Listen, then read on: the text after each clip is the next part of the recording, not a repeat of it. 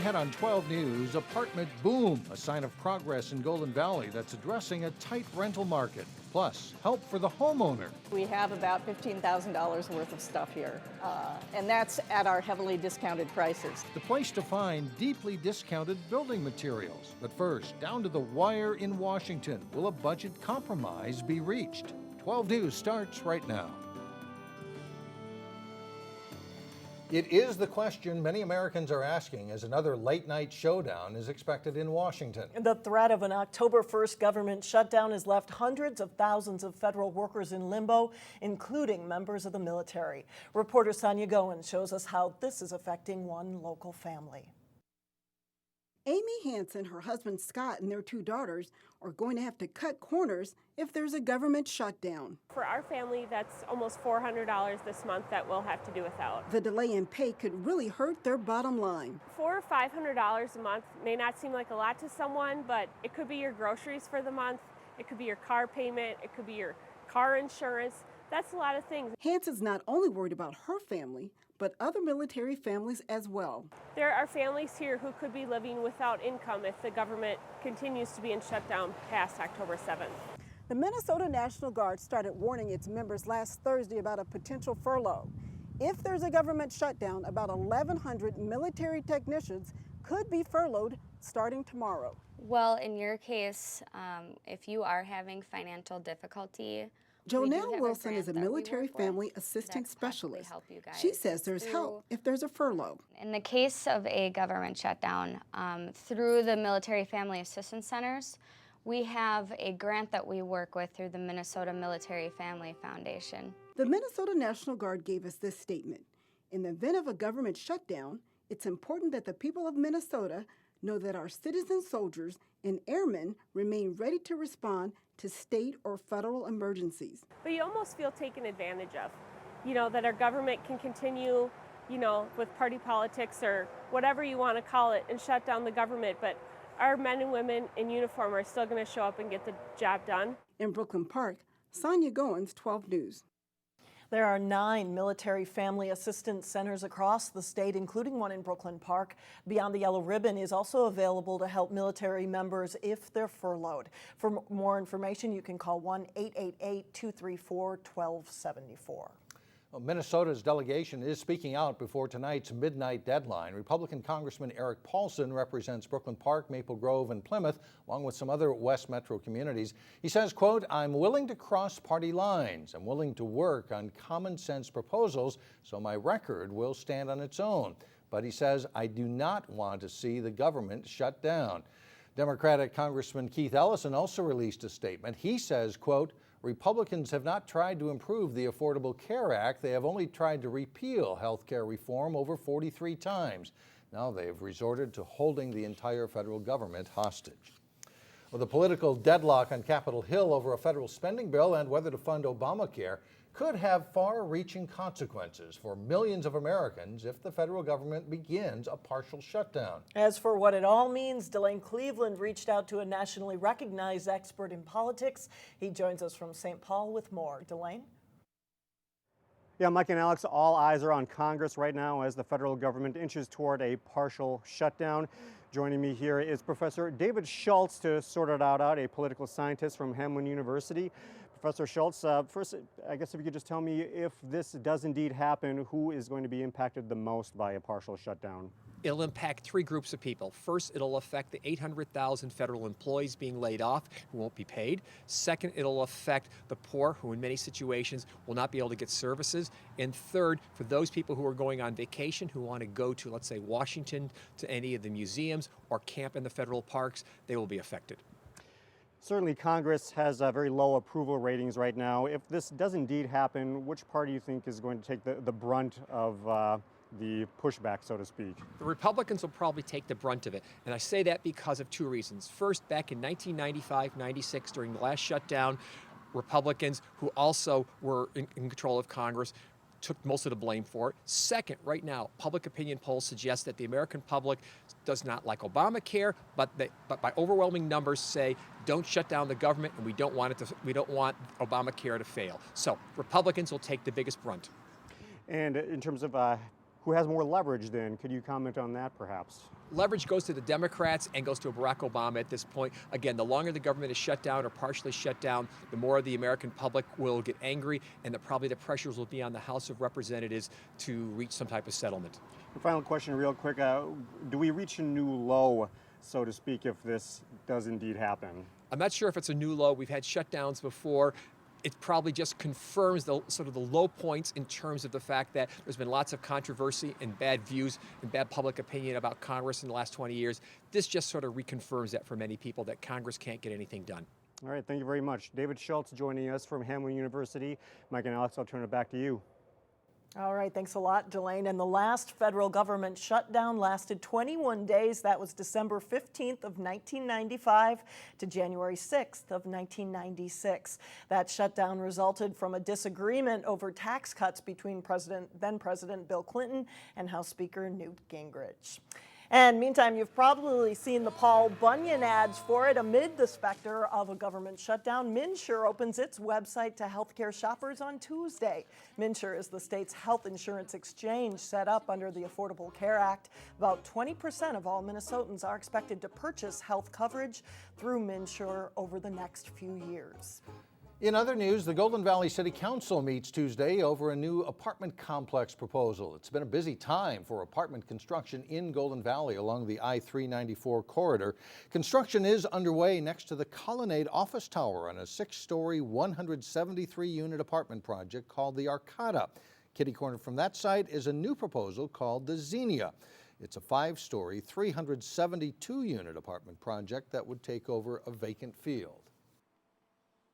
It's really a gateway area to both the West Metro, but then also to downtown. So we're sort of right in the middle of everything. This site that we're standing on here is really our probably most visible undeveloped site. And so to have something come in, and especially such a high quality development as what we have proposed, it's really exciting for the city. If approved, construction on the Xenia apartments could begin this spring. Both projects are considered higher end, with amenities like granite countertops and washer and dryers in each of the units. Kenyans in Minnesota gathered to support their native country, left reeling from the September 21st terror attack at a Nairobi shopping mall. About 39 people could still be missing after the 4-day siege that left dozens dead. As Renee Bonneau reports, Kenyans met in Brooklyn Center to pray for those back at home. We have come together because of our motherland. The images of horror and fear at Westgate Mall have been hard to watch from halfway around the world. That is inhuman, it's barbaric. Kenya is a peaceful country, and we want to live in peace and with our neighbors and friends. Saturday, Native Kenyans met at the Empowerment Center in Brooklyn Center to lean on each other and send prayers and support back home. The Kenyans community here in Minnesota, they have been, had sleepless nights. They are worried. We need God's presence to be in that country. Kenya community leaders also called for financial support. Kenya Red Cross did a wonderful and recommendable job in supporting. They were there on the ground. So we want to send money to support the Red Cross. While many continue to ask why it happened, these Minnesotans focus on moving forward. We want to stand together in solidarity to tell our brothers and sisters back in Kenya we are together with them. They're standing with their neighbors, too. The Somali Islamist militant group Al-Shabaab has said it carried out the attack to retaliate for Kenya's military involvement in Somalia. But Mike and Alex, Kenyans here say the act of a few extremists won't damage the relationship between Somalis and Kenyans here in our state. All right, thanks you. Thanks a lot, Renee. Still ahead, a treasure hunter's paradise if you're shopping for items for your home. Then later in sports, it's a great day for the Wayzata girls and boys cross-country teams at a big local meet. But first, air change is in the air. Cooler weather is due late in the week, perfect for those Twin Cities marathon runners.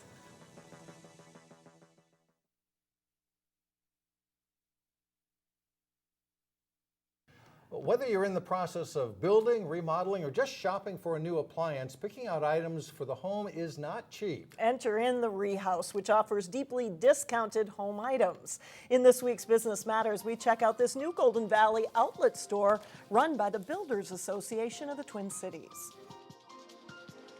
Lamps, windows, In a Golden Valley warehouse, cabinets, doors, lots of good stuff. I'll keep her coming. the doors are now open on a new business with a unique mission. It's essentially a fundraiser. Welcome to Rehouse. It's an outlet store filled with new and gently used home items and building materials, all donated by members of the Builders Association of the Twin Cities. We have about $15,000 worth of stuff here, and that's at our heavily discounted prices. The actual value of what's behind me is probably tens of thousands of dollars. That amounts to a victory for shoppers like Bree Georgie of Crystal. I found a $537 light sconce that I can bring to the cabin for $10, so I won. Volunteers and members of the Builders Association run this store. All profits go to charitable building projects for local families in need. We use the money to help people, whether we're doing rehab on homes or building homes. We've done some recently for service people. Because this business relies on donations from area builders and remodelers, the store is only open on an occasional basis. Think of it as a treasure hunt. There'll always be different things here, which is fun. So you have to keep coming back. I'm leaving with a mirror. This may be shopper Bree Georgie's first visit to the Rehouse, a wardrobe organizer. but it won't be her last. We have lots of projects coming up at the cabin, so I'll bring the husband next time with measurements and pick out windows because it's a great thing. The Rehouse store will be open by appointment as well, and we have more information on our website. Just go to 12.tv. Coming up, one of the best ways to enjoy fall. But first in sports, all three District 279 football teams come up with big wins. John Jacobson has that and more when we come back.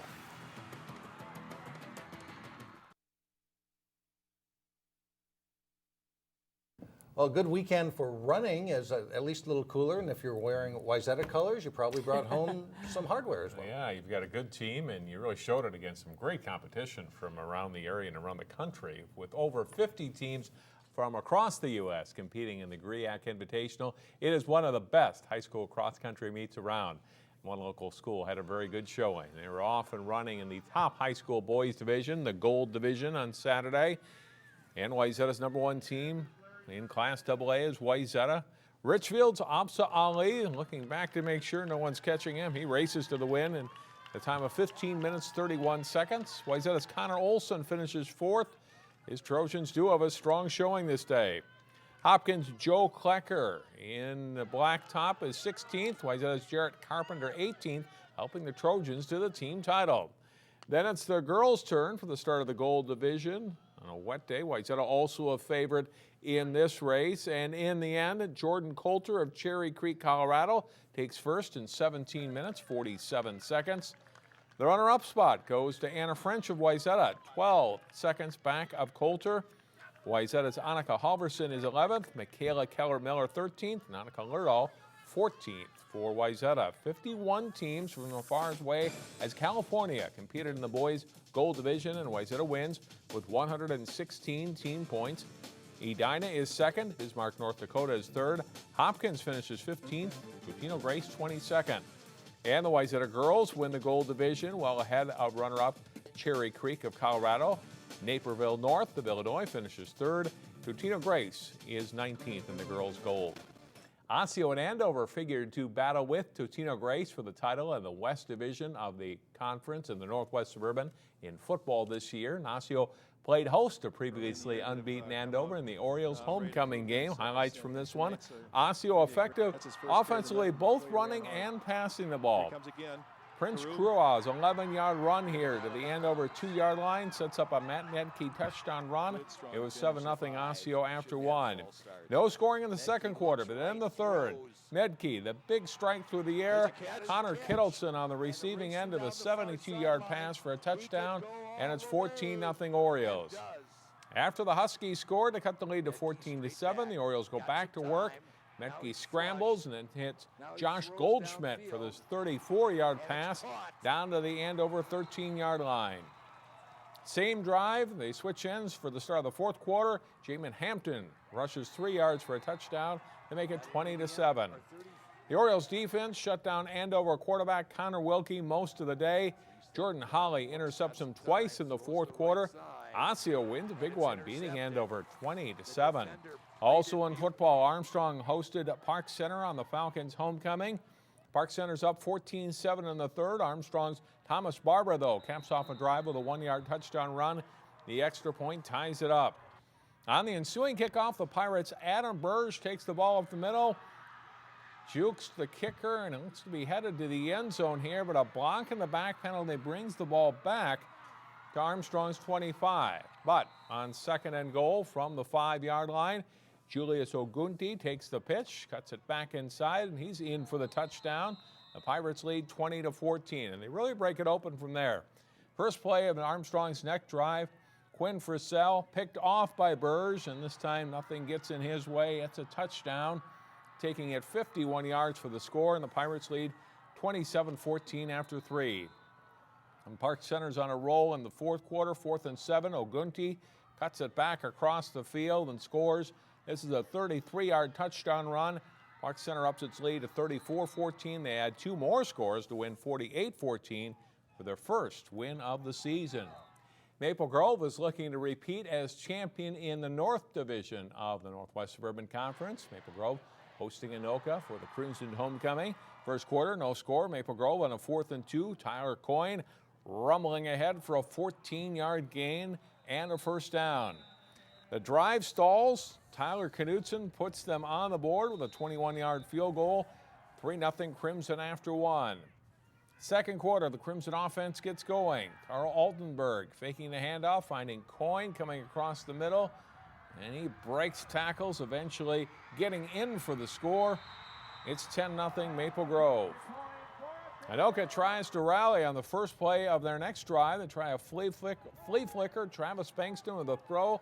Looks like it could go for a score, but just too long for Riley Perry. It would have been a touchdown. And 2 plays later, Bankston rolling out, tries going downfield again, but Adam Brandt is there for the interception for Maple Grove, and the Crimson get the ball back, and it leads to points. Altenberg rolling out to the right, throws to the end zone. Brady Engelke makes a diving catch for the score.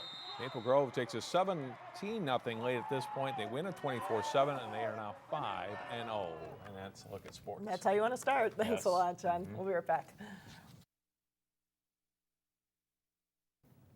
And finally, deciding when to take a little time to enjoy the view. If you're planning to enjoy the fall colors, the place to be right now is in far northern Minnesota. Tree leaves in the Twin Cities right now are only about 10 to 25% of peak color.